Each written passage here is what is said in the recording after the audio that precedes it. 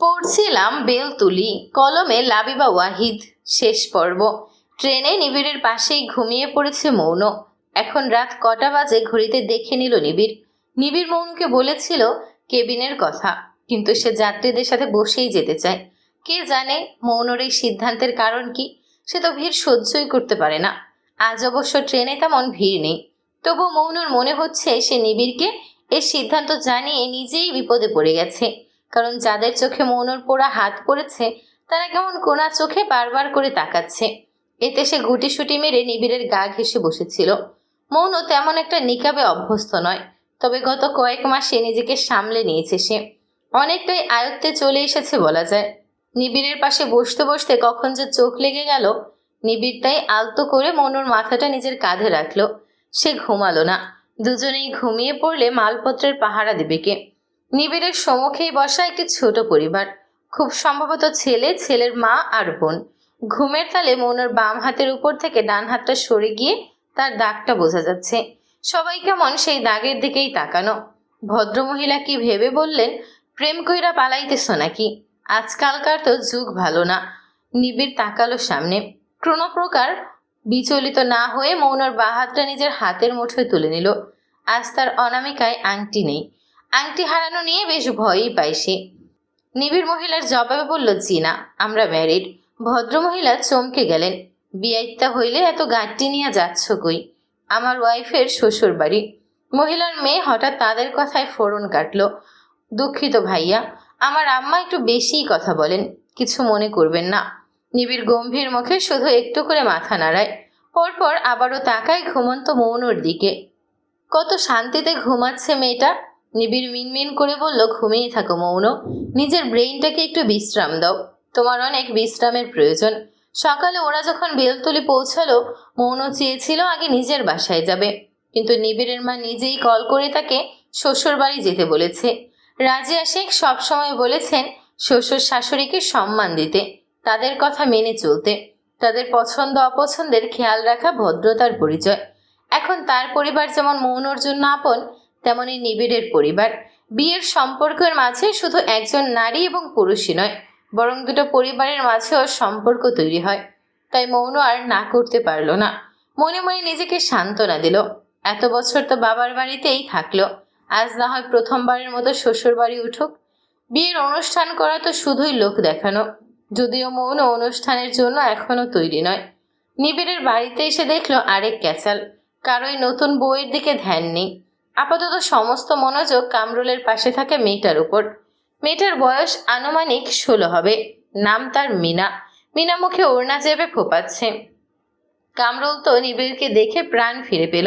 ভাই, বিচার করেন, আমারে বাঁচান। কামরুলের নজরই পড়ল না তার পাশে থাকা মৌনের উপর। এমনকি ওদের লাগেজ এগিয়েও আনলো না সে। পরিস্থিতি বেশ গরম। নিবিড় ভ্রু কুঁচকে বলল, কি হয়েছে? কামরুল বলার আগে মিনা বলল, কামরুলে আমার লগে ফষ্টি নষ্টি করছে। আরে হয় ফাঁস দেন, নয়তো আমার লগে বিয়া দেন, এটা মেলা হারামি। ওই মিনা, মুখ সামলাই কথা ক। তোর লগে কখন ফষ্টি নষ্টি করছি? থাপড়াইয়া গাল লাল কইরা দিমু। এতে মিনা আরো কাঁদতে কাঁদতে বলল, দেখেন ভাইজান দেখেন, এই ভাতারের আচরণটা দেখেন।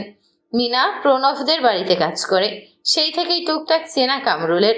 কামরুল আরো দ্বিগুণ রেগে বলল, ওই শালি, তোর আমার কোন দিক দিয়া ভাতার লাগে? চোখ টিপ আমি তোরে দিছি নাকি তুই দেশ আমারে? এই কথাতে মিনা আরও কেঁদে উঠল। সোফিয়া খান পার দুজনকে একসাথে ধমক দিল। মিনা মুখ চেপে ধরলো যাতে কান্নার শব্দ না বেরোয়। নিবিড় কামরুলের দিকে তাকিয়ে বলল, কামরুল, ভনিতা আমি একদম পছন্দ করি না। যা হয়েছে আমাকে খুলে বল। অফকোর্স সত্যিটা। কামরুলকে বেশ হতাশ দেখালো। হাতের বাজারের ব্যাগ দেখিয়ে বলতে শুরু করলো, আমি আপনি গো লেইগা বাজার করতে গেছিলাম।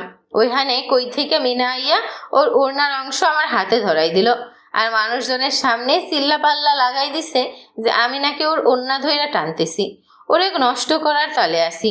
মাইনসে আমারে তখনই মারতে আইছিল, তখনই খালো আমারে ওখান থেকে লইয়া আইলো এখানে। কসম ভাই, এই মাইয়ারে যদি আপনারা আমার গলায় ঝুলাইয়া দেওয়ার কথা কন, তাইলে আমি এই বাড়িতে আর থাকবো না। মিনা কামরুলকে থামিয়ে নিজের কথা বলল, ঠাডা পড়া মিথ্যা কথা কইছে ভাইজান, ওরে বিশ্বাস কইরেন না। ওই আমার ওড়না টাইন না কাছে আহো না ফুলটুসি কইতাছিল, আমি ডরাইয়া গেছি। এখন ওর আমার লগে ফষ্টি নষ্টি করছে, ওই এখন আমার লগে বিয়া বইব। আমি কিছু জানি না। এই দুইকে নিয়ে মহা মুশকিলে পড়ে গেল পরিবারের লোকজন। কে সত্যি বলছে আর কে মিথ্যে বলছে এটা বোঝাই যাচ্ছে না। আর এই ধরনের কাণ্ডে এক হাতে তালি কখনোই বাজে না। মশিউর সাহেবের কানে এমনিতেও খবর এসেছে, এদের প্রায় একসাথে দেখা যেত। মনও বোকা হয়ে আছে এই ঘটনায়। এখনও শরবত হাতে নিয়ে বসা সে। ক্লান্তি কাটানোর সুযোগটুকুও নেই। সে মিনাকে দেখল। মেয়েটা দেখতে মায়াবী, সহজ সরল লাগে, কিন্তু সে ঝগড়াতে পটু। মিনা হঠাৎ মেঝেতে বসে পড়ল। সে কিছুতেই বিয়ে না করে এক পাও নড়বে না। কয়েক ঘন্টার সালিশের পর অবশেষে কাজী ডেকে এনে এদের বিয়ে দিতে হলো। মিনা এখনও প্রাপ্তবয়স্ক হয়নি। কাছাকাছি এক সরকারি স্কুলে পড়ছে। তার ম্যাট্রিক দেওয়ার খুব শখ। এবার 10-এ পড়ছে। বিয়ের দায়িত্ব ঘাড়ি পড়ে কামরুলের মুখটা দেখার মতো হয়েছে। সে কাঁদো কাঁদো অবস্থায় আছে। এই মেয়ে ধনী লঙ্কা। ভেবেছিল কয়টা দিন একটু প্রেম প্রেম কথা বলে ছাড়িয়ে নেবে মেয়েটার থেকে নিজেকে, কিন্তু এই মেয়ে তাকে বিয়ে করেই ছাড়ল। কামরুল কোথায় ভেবেছিল একটা সহজ সোজা মেয়ে দেখে বিয়ে করবে, যে স্বামীর কথায় উঠবে আর বসবে। এই মেয়ে তো তাকে বেলতুলি জুড়ে নাচিয়ে ছাড়বে। এই কথা শুনে মিনা রাগে চোখে তাকিয়ে বলল, ভুলিস নে, যারে ফুলটুসি ডাকতি হ্যাঁ এখন তোর বউ। আর কাউরে যদি ফুলটুসি কইতে যাস তাইলে তোর জিপ কাইটটা দিমো হারামজাদা। সোফিয়া খানম এখন এখানে নেই। মশিউর সাহেবও গেছে বাইরে কাজের সাথে কথা বলতে বলতে। নিবিড় কিছুটা দূরে দাঁড়িয়ে নাহিয়ানকে বিয়ের খবর দিচ্ছে। কামরুলদের মুখোমুখি বসা সেই না আর মৌন। মৌন মিনার মুখের ভাষা শুনে বলল, এভাবে বলতে নেই মিনা, এখন কামরুল তোমার বর হয়। হ আপা, জামাই অয়া হন। কিন্তু আপনি জানেন না এই জামাই শিয়ানা কি করছে। নতুন কুচি মাইয়া কামের বুয়া হইয়া আইছে একবারই। এই খাডা সে আমারে থুইয়া এখন ওই মাইয়ার আগে পিছে ঘুরতেছে। আগে আমারে কইতো ফুলটুসি, আর ওই মাইয়ারে কয় ময়না পাখি। আমি ওরে সাইরা দিব নাকি? চুপ করো, করবো না। আকাম যেহেতু করছস ভুগবিও তুই। মিনার লগে লাইগা পারবি ভাবছস? সেই না দীর্ঘশ্বাস ফেলল। এবার সেই মুখ খুলল। আমার ভাবি আসলো বেশিক্ষণ হলো না, তোমরা তাকে আরাম করতে না দিয়ে ঝগড়া করছো। দুজনে একসাথেই জিভে কামড় দিল। পরপর দুজন একসাথে বলে উঠল, ভাবি ঘরে যান। আবারও দুজন দুজনের দিকে রাগি চোখে তাকালো। কামরুল বলল, এই বান্দি, আমারে কফি করস কে? তুই আমারে কফি খরছস, বান্দির খাইসটা জামাই। এদের এই তুই তোকারির মাঝে নিবিড় এলো। কামরুলের বাজে ভাষা শুনে তার চোয়াল শক্ত হলো। এটা কি ধরনের আচরণ কামরুল? মেয়েদের এভাবে অসম্মান করা শিখিয়েছি তোকে? মিনা এখন তোর স্ত্রী। তুই যদি তোর বউকে এসব বাজে কথা বলিস তাহলে দুনিয়ার মুখ আটকাবি কেমন করে? মিনা, তোমার ক্ষেত্রেও এই শর্ত প্রযোজ্য। পড়াশোনা করছো, শিক্ষিত হয়ে অশিক্ষিতদের মতো আচরণ করবে না। কামরুল কিছু করলে সোজা বড়দের এসে বিচার দেবে, ঠিক আছে? আর কামরুল, আবারও সাবধান করছি, খবরদার যাতে একটা বাজে শব্দও মুখ দিয়ে বের না হয়। যদি শুনি আমার হাতে ডান্ডার বাড়ি খাবি। আমার হাত অনেক শক্তপোক্ত, মনে আছে তো? কামরুল ভয় পেয়ে গেল নিবিড়ের হুমকিতে। কামরুল একবার দেখেছিল এলাকাতে কে যেন একটা মেয়েকে ইফটিজিং করেছে। নিবিড় ওটাতে ল্যাম্পপোস্টের সাথে বেঁধে এলাকার সবার সামনে পশ্চা দেশে ঠাস ঠাস করে মেরেছে। সেই বাছায় সোজা হয়ে বসতেই পারেনি ছেলেটা। নিবিড়ের গায়ে যে কত শক্তি সেদিন কামরুল ধরতে পেরেছিল। এরপর কিভাবে ভুলে গেল ওই দিনটা? উল্টো কত ধান্দা করে বেরিয়েছে নিবিড়ের সাথে। সে এবার কসম কাটলো, কসম ভাই, আমি ওরে বউ কমু আর কিছু কমু না। আপনি খালি শিখাই দেন বউর লগে কেমনে কথা কইতে হয়। মিনা বাম হাত ঢুকিয়ে বলল, আমি পারি কেমনে কথা কইতে হয়, আমার থেকে শিখবেন। মুহূর্তেই মিনা লাজুক লাজুক একটা ভাব ধরলো। মুহূর্তেই সেই তুই তোকারি থেকে আপনিতে চলে গেছে। এটা দেখে কামরুলের চোখ কপালে। মেয়েরা এত দ্রুত পল্টে কি করে নেয়? মনোমুগ্ধ হয়ে নিবিড়কে দেখছে। মানুষটার মেয়ের সম্মানের প্রতি কোনো প্রকার কম্প্রোমাইজ নেই। এত সম্মান কেউ কি করে দিতে পারে এটাই জানা নেই তার।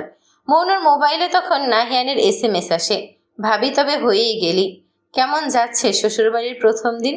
নাকি আসার পর থেকে কামরুলের ক্যাচালেই ব্যস্ত? সন্ধ্যার পর রিমঝিম হাসপাতাল থেকে বেরিয়েছে। এমন সময় দেখল প্রণব তার জন্য অপেক্ষা করছে। রিমঝিম মুচকে হেসে প্রণবের কাছে এগিয়ে যায়। প্রণব রিমঝিমের হাত ধরে হেসে রিক্সা ডাকে। রিক্সা উঠতে প্রণব বলল, মৌন এসেছে, দেখা করতে যাবে না? আগামীকাল যাব। মা বলেছে আজ নাকি ও শ্বশুর বাড়িতে। ওখানে গিয়ে বিরক্ত করাটা ঠিক হবে না। মৌনর উচিত নিজে নিজে ওখানে নিজেকে গড়ে তোলা। তা অবশ্য ঠিক বলেছ। বাড়ি কবে যাবে? আম্মা বলল বাবা নাকি নিবিড় ভাইকে দাওয়াত করেছেন আগামীকাল, তাই সকাল সকাল চলে যাব। মা একা হাতে সব সামলাতে পারবে না। আচ্ছা ঠিক আছে, আমিও আগে থেকেই বলে রেখেছি সবচেয়ে ভালো মাছটা যেন আমার শ্বশুর বাড়ির জন্য রাখে। রিমঝিম হো হো করে হাসলো। জীবনে একটা লাভ হয়েছে, তাজা মাছ খাওয়া যায়। প্রণব হাসলো। রিমঝিমের দিকে পানির বোতল এগিয়ে দিয়ে বলল, আজ বুঝি খুব ক্লান্ত? রিমঝিম পানি খেতে খেতে বলল, সত্যি বলবো, তোমাকে দেখলে আমি সমস্ত ক্লান্তি ভুলে যাই। প্রণব রিমঝিমকে নিজের সাথে জড়িয়ে নিয়ে বলল, তাই তো সব ফেলে সবসময় তোমার জন্য অপেক্ষা করি। কি দরকার? খুব দরকার, একমাত্র বউ বলে কথা। মৌন সারাদিন ঠিক থাকলেও রাতে দেখা দিল বিপত্তি। খাবার শেষেই প্রসঙ্গ এলো মৌনর ঘুমানো নিয়ে। মৌন ভেবেছিল নিজের বাড়িতে চলে যাবে, কিন্তু এই ব্যাপারটা সোফিয়া খানম মোটেও সহজভাবে নিলেন না। চোখে মুখে অসন্তুষ্টি প্রকাশ পেল। শাশুড়িরা যতই ভালো হোক না কেন, তিনি কখনোই ছেলে আর বৌমাকে আলাদা ঘরে শোবার অনুমতি দেন না, পছন্দও করেন না। বিয়ে যেহেতু হয়েছেই, আলাদা শোবে কেন? সোফিয়া খানমের ক্ষেত্রেও তাই হয়েছে। তুমি আমার বাড়িতে থেকে নিজের বাড়িতে ঘুমানোর কথা বলছো কেন? নিবিড়ের বউ তুমি এখন মৌন, নিবিড়ের ঘরটা এখন তোমার। মৌন অস্বস্তিতে পড়ে গেল। নিবিড় বলল, ওর সময়ের প্রয়োজন মা। কিসের সময়? আমি কোনো কথা শুনছি না। চুপচাপ মৌনকে নিয়ে ঘরে যা। অস্বস্তির শুরুতে সবারই হয়, তাই বলে আলাদা থাকবি কেন? বিয়ে করেছিস, কোনো পাপ না। মায়ের যুক্তির কাছে নিবিড়ও হেরে গেল, অযথা তর্ক করল না। মৌন মেনে নিয়ে চুপচাপ উপরে নিবিড়ের ঘরে চলে গেল। রাত বাড়ছে, দুজন একই বিছানায়, অথচ কারো চোখে ঘুম নেই, মুখে কথা নেই। নিবিড় বেশ সময় নিয়ে বলল, অস্বস্তি হচ্ছে? আপনার হচ্ছে না? উত্তরে না বললে কি তুমি আমাকে লম্পট ভাববে? মৌন চট করে নিবিড়ের দিকে তাকালো। নিবিড় তখনও মৌনর দিকে তাকানো। মৌন হতবাক হলো। কাঁথাটা টান দিয়ে কিছুটা নিজের কাছে নিয়ে নিল। নিবিড়ও একই কাজ করলো। শেষমেশ কারাকারিতে না পেরে নিবিড় বলল, মৌন, ক্যান আই হাগ ইউ? তাহলে কাঁথা টানতে হবে না। মৌন মুহূর্তেই রাজে লাল হয়ে গেল। তার জিভের শেষ সীমান্তে না শব্দটা আটকে আছে, অথচ মুখ থেকে বের হচ্ছে না। সে কি ট্রেনে নিবিড়ের সামান্য এক রাতের আলিঙ্গনের লোভে পড়ে গেছে? নিবিড় নীরবতাকে সম্মতি ভেবে মৌনকে জড়িয়ে ধরল। শান্তি নিঃশ্বাস ফেলে বলল, এই যে, এখানে তোমার স্থায়ী স্থান। এভাবেই আমার স্বস্তি, পবিত্র সম্পর্কের শান্তি। এই বুক শুধুমাত্র মৌন ইস্তিয়াকের জন্যই। মৌন চোখ বুজে ফেলল। নিঃশ্বাসের ঘনত্ব বাড়ছে। প্রথমবারের মতো নিবিড় মৌনর কপালে অধর ছোঁয়ালো। পরপর মৌনর সেই হাতের দাগে, যেটাকে মৌন অসুন্দর বলে বেড়ায়। এবার ঘুমাও, ক্লান্ত নিশ্চয়ই। দ্রুত ডাকলে কিছু হবে। মৌন আবেশে চোখ বুজে রইল। হঠাৎ তার গলা থেকে ঘুম মেশানো আহ্লাদ প্রকাশ পেল। ঘুমাবো।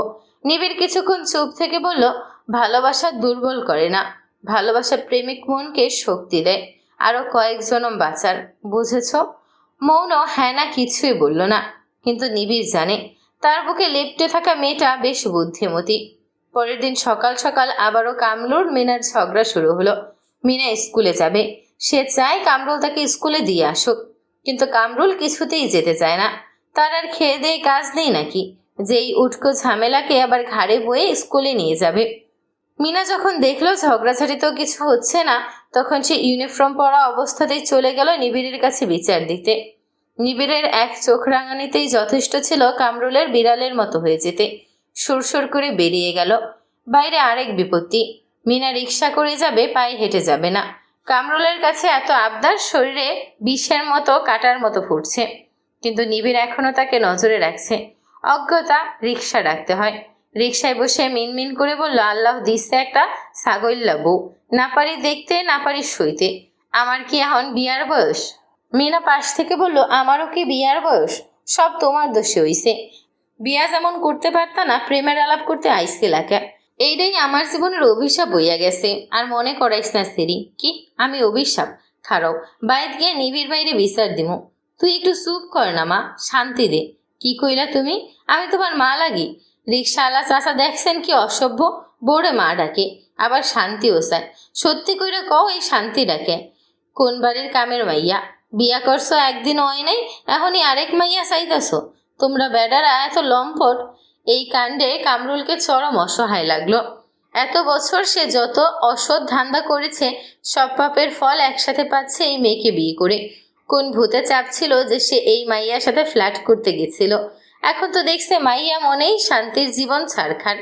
শান্তি বললেও অন্য মেয়ের নাম ধরে বসে থাকে। আল্লাহ, কোন ধাতু দিয়ে বানাইছে এই মেয়েকে? কোন ধাতু? এসা জানতো না যে নিবিড় আর মৌনের বিয়ে হয়ে গেছে। ওকে ইচ্ছাকৃতই জানানো হয়নি, কারণ ওর মুখ পাতলা। চট্টগ্রামে জানালে তার মাত্র একদিন লাগতো সবাইকে বলে বেড়াতে। ও ছোট মানুষ, বড়দের এত প্যাঁচ বোঝে না, তাই সবাই খুব কৌশলে তাকে এড়িয়ে চলা হয়েছে।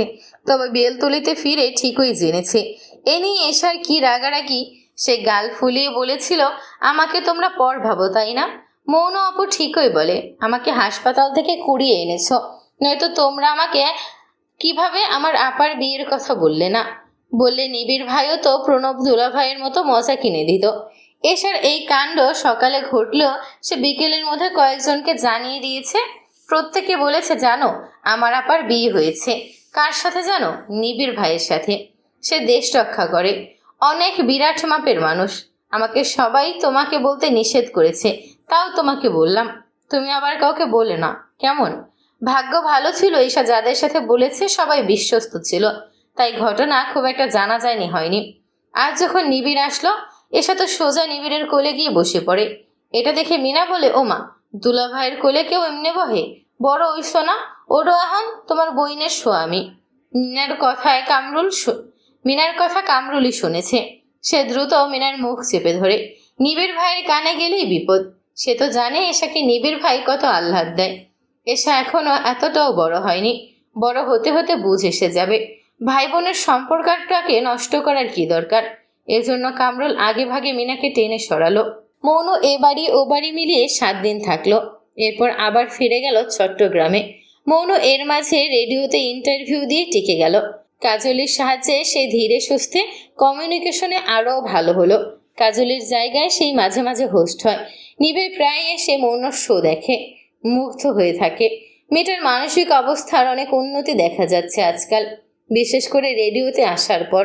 মৌনর ধারণা এখানে কেউ নেই তাকে দেখার, কেউ তাকে সামনাসামনি দেখে না, বিচার করে না, তার হাত দেখে মুখ বিকৃত করে না। উল্টো তাকে শোনার জন্য অসংখ্য শ্রোতা আছে, যারা কেউই তাকে দেখে না কিন্তু খুব ভালোবাসে, তাকে সাপোর্ট করে, তাকে এগিয়ে যেতে বলে। কিন্তু মৌন তার প্রথম শ্রোতাকে কখনোই ভোলেনি। তার প্রথম শ্রোতা হচ্ছে নিবিড় ইশতিয়াক, যে তাকে তার পছন্দসই পেশায় কাছে পৌঁছে দিয়েছে। মৌনর কোনো শো সে বাদ দেয় না। মাঝে মধ্যে তো শ্রোতাদের SMS এর ভিড়ে মৌন নিবিড়েরটাও পায়। মৌনর এত শান্তি লাগে। আজ সে এক কাণ্ড করে বসলো। কেউ একজন SMS জিজ্ঞেস করলো মৌনর জীবনে প্রেম আছে কিনা। যেহেতু মৌন এই শো ছদ্মনামে করে, সেও তাই খুশি মনে বলল, জি, আমার একজন হালাল প্রেমিক আছে, আপনাদের মতো করেই আমাকে শুনছে, আমাকে প্রেষণা দিয়ে আপনাদের মতোই SMS দিচ্ছে। আজ যেহেতু সেই মানুষটাও শুনছে আমাকে, তাই আপনাদেরকে একটু না হয় আমার গল্প শোনাই। আমি মানুষটা খুব ইন্ট্রোভার্ট, হ্যাঁ চঞ্চল ছিলাম, তবে অনেক কথাই লুকিয়ে যাওয়ার অভ্যেস ছিল। তেমনই এক লুকিয়ে যাওয়া গল্প হচ্ছে, আমি একজনকে চুপি চুপি ভালোবাসতাম। তার দেওয়া প্রথম রেশমি চুড়ি কয়েকটা ভেঙে গিয়েছিল। আমি সেই ভাঙা টুকরোগুলোকে এখনও যত্নের সাথে আগলে রেখেছি। এর মাঝ দিয়ে আমার জীবনে অনেক বড় এক ঝড় যায়। জানেন ওই মুহূর্তে আমার সঙ্গ কে দিয়েছে? আমার সেই ভালোবাসার মানুষটা, যে আমাকে সম্মানের সাথে বিয়ে করেছে, তার নাম দিয়েছে, না বলা অনেক কিছুই দিয়েছে। এই মানুষটাই আমাকে শিখিয়েছে ভালোবাসার শক্তি দেয়, দুর্বল করে না। আমি সেই শক্তি নিয়েই আপনাদের সাথে কথা বলছি, আপনাদের সাথে সময় কাটাচ্ছি। কিন্তু এত কিছুর মাঝে আমার কখনো বলাই হয়নি আমি মানুষটাকে কতটা ভালোবাসি, পছন্দ করি। সরাসরি তো বলতে পারবো না, তাই আপনাদের সাক্ষী রেখে তাকে আবারও বলছি, আপনি ছাড়া আমার জীবনে অন্য কোনো পুরুষ জায়গা পায়নি। আমার ব্যক্তিগত শক্তি, আমি আপনার ছায়াতলে থেকেই একজন শক্তির নিদর্শন হতে চাই। সেদিন রাতে নিবিড় মৌনকে বাড়ির বাইরে রাখলো। মৌন আসতেই নিবিড় তাকে কাজলে মোড়ানো সাদা রেশমি চুড়ি বের করে দিল। মৌন চমকে গেল। নিবিড় সেগুলো অতি যত্নে পরিয়ে দিতে দিতে বলল, আর ভাঙা চুড়ি নিজের কাছে রাখতে হবে না, একটা ভাঙলে আমি আরও 10 ডর্জন এনে দিব, ভালোবাসার কোনো কমতি রাখবো না। মনও লজ্জা পেল, মানুষটা তাহলে ঠিকই সব শুনেছে। নিবিড় সেই প্রসঙ্গে গেল না। ভালোবাসা প্রকাশ বারবার হয় না, যখন হয় সেই মুহূর্তটা বিশেষ হয়ে থাকে। তাকে বিশ্বাস করেই রাখতে হয়। নিবিড় মৌনকে আচমকা জড়িয়ে ধরল। প্রথমবারের মতো মৌন তাকে বাধা দিল না। এই বুকটাই যে তার শান্তিস্থল। কথা দিচ্ছি, আল্লাহ যতদিন বাঁচিয়ে রাখেন ততদিন আমি তোমার শক্তি হব। আমার ছায়া কখনোই তোমাকে ছাড়বে না। এই পুরুষটা সব ভালোবাসা তোমার জন্যই যত্ন করে আগলে রেখেছে। শুধু তুমি এগিয়ে যাও, নিজেকে আর আটকে রেখো না। মনও লাজুক হাসলো, মিনমিন করে বলল, আমি একটা শো ভেবেছি। সেটা কি? অদ্ভুত বলতে পারেন, তবে সেই শোর নাম বেরঙের রং। অর্থাৎ আশেপাশে যত নারী আছে যারা আমার মতোই অসহায় ছিল, অনেক ঝড় পার করেছে, সেসব নারীদের নিয়ে আমি প্রতি শোতে সে সমস্ত নারীদের ডাকবো। ওরা নিজেদের দুরবস্থা কাহিনী বলবে, ঠিক ভূত এফএমের মতো। যদিও কেউ না এসে ঘটনা এসএপিএস এর মাধ্যমে পাঠাতেও চায়, তাতেও চলবে। আইডিয়াটা কেমন? খুব ইউনিক। আমার বিশ্বাস এতে করে এগুলো যারা শুনবে তারাও বাঁচার মোটিভ পাবে। সমাজে কি হচ্ছে তাও অনেকে জানতে পারবে। একদম। সমাজে এখনো অনেক কিছুর উপলব্ধি করা প্রয়োজন। আমি তাদের সেই সুযোগ করে দিতে চাই। শুরুর দিকে হয়তো গুলিয়ে ফেলতে পারি, তবে আমি আশাবাদী। নিবিড় মুচকি হেসে মৌনর কপালে ঠোঁট ছুঁয়ে বলল, তুমি পারবে মিসেস। মৌন লাজুক হাসল। তার এই প্রেরণাটুকুই দরকার ছিল। এখন সে নিবিড়ের মুখ উজ্জ্বলের জন্য সব করতে রাজি। মানুষটা তার নিজেরও যে খুব আদরের। হঠাৎ মৌন নিবিড়কে দাঁড়াতে বলে বাড়ির ভেতর থেকে টিফিন ক্যারিতে করে খাবার নিয়ে আসলো। অনেক কিছুই রেঁধেছি আজ আপনার জন্য, বাড়িতে গিয়ে গরম করে খেয়ে নেবেন। আমি জানি আপনি কিছু খাননি। নিবিড় মুচকি হেসে স্ত্রীর রান্না গ্রহণ করে বলল, যা বলবেন রানী। রাঁধুনি হিসেবে তুমি কিন্তু দারুণ। লোভ সামলাতে কষ্ট হয়। বউয়ের রান্না খেতে ইচ্ছে করলে লোভ সামলানোর দরকার কি? আমাকে শুধু জানিয়ে দিবেন। আর মৌন থেমে আবার বলল, আগামীকাল সাবধানে যাবেন। এবারও লম্বা সময়ের জন্য সমুদ্রে যাচ্ছেন, তাই না? নিবিড় অবাক হলো না। নিশ্চয়ই মা তাকে জানিয়ে দিয়েছে। নিবিড় তো এখানে জানাতেই এসেছিল, কিন্তু কিভাবে বলবে ভেবে পাচ্ছিল না। মৌন আবারও নিবিড়কে জড়িয়ে ধরল। ভয় পাবেন না, এবার আপনার মৌন স্ট্রং। যেভাবে রেখে যাচ্ছেন সেভাবেই থাকবে। রেখে যেতেই যে ইচ্ছে করে না, কিন্তু দায়িত্ব ছাড়ি কেমন করে? ছাড়তে হবে না, ওটাও আমার মতোই গুরুত্বপূর্ণ। নিবিড় নিশ্চুপ থাকলো কিছুক্ষণ, থেমে থেমে বলল, একটা আর্জি করব। করুন। আর্জি না ঠিক, এবার ফিরে আসলে তোমাকে অনুমতির সাথে আমার কাছে নিয়ে আসব। এটাই ফাইনাল ডিসিশন। সময় অনেক দিয়েছি, আর সম্ভব না। It's an order. মৌন মৌন হাসল, কপালে 3 আঙুলের সাথে স্যালুট করে বলল, অল রাইট লেফটেন্যান্ট কমান্ডার, আপনার যা হুকুম। পরিশিষ্ট এক বিরাট কমিউনিটি সেন্টারে বিয়ের আয়োজন চলছে। সেন্টারটা ঠিক 4 দেয়ালে বন্দি নয়। চট্টগ্রামে এক নদীর কাছাকাছি এই সেন্টারটা। খোলা বড় মাঠ আর গাছপালা, সামনে দৃশ্যমান নদী। সেই খোলা মাঠেই ডেকোরেশন করা হয়েছে। অনেক ধরনের মানুষের ভিড় এখানে। মৌন এবং নিবিড়ের পরিবারের সবাই উপস্থিত। ইয়াসিন মামা তো হাসি মুখে জারদার সাথে ভাব জমিয়ে নিজের আগত সিনেমার প্রচার করে দিচ্ছেন। কবে তার নতুন সিনেমা রিলিজ হবে, কবে থেকে হলে হলে সিনেমা চলবে, সব হাসতে হাসতে ঝেড়ে দিচ্ছেন। কিছু এলিট শ্রেণীর মানুষরাও এই প্রোগ্রামে এসেছে। খাওয়া দাওয়া সেরে এখন সবাই অপেক্ষা করছে বর বউয়ের। তাদের আগমন এখনো হয়নি। সবাই নিজেদের মোবাইল ক্যামেরা নিয়ে তৈরি। ইয়ামিনও তৈরি ক্যামেরা নিয়ে। এবার আরও প্রফেশনালি ছবি তুলবে সে। এরপর আবারও সে পদ্ম ফুল, জাহাজ, সমুদ্র, আকাশ থেকে মৌনদের বিয়ের ছবি বের করার এডিট করবে। এই ভিডিও কেন যেন তার বেশ মনে ধরেছে। এমন সময় নিবিড়ের কলিগ বন্ধুরা সাদা ইউনিফর্ম পরে হাজির হলো। তাদের অনুষ্ঠানে প্রবেশ করার পথের দুধারে তারা সারিবদ্ধ হয়ে দাঁড়ালো। তাদের সবার হাতে একটা করে তলোয়ার। এমন সময় নিবিড় দাঁড়ালো মূল ফটকে। সে কোনো শেরওয়ানি পরেনি আজ। তার ইউনিফর্মের মতোই কালো পোশাক পরেছে। চুল ছাঁটাই করা, দাড়িও কিছুটা ছাঁটাই করা। খুব সতেজ আর সুদর্শন লাগছে নিবিড়কে। নিবিড় আসতেই করতালির শব্দ পেল। এখনো নতুন বউ আসেনি। সবাই তখন ব্রাইডকে দেখতে উদ্গ্রীব। সবার অপেক্ষার অবসান ঘটিয়ে মৌন এলো। পরনে তার লাল টকটকে লেহেঙ্গা। আবারও করতালি। সবাই মুগ্ধ হয়ে দেখছে বধূকে। মেহেদির রঙে তার হাতের দাগটা কেউ খালি চোখে ধরতেই পারছে না। এই জন্য নিবিড়েরই রং। নিবিড় তাকে বাহু এগিয়ে দিল। মৌন অত্যন্ত আত্মবিশ্বাসের সাথে সেই হাত ধরল। পরপর নিবিড়ের কলিগরা তলোয়ার উঁচু করল। সেই তলোয়ার উঁচু করা পথ ধরেই কনেবর এগিয়ে যেতে লাগলো। এই চালাটা যেন শুধু আজকের নয়, আজীবনের শেষ নিঃশ্বাস অবধি। আজ নিবিড় মৌন, দুজনের মুখেই হাসি, তৃপ্তির হাসি, পরিপূর্ণতার হাসি, একসাথে বাঁচার হাসি। সমাপ্ত।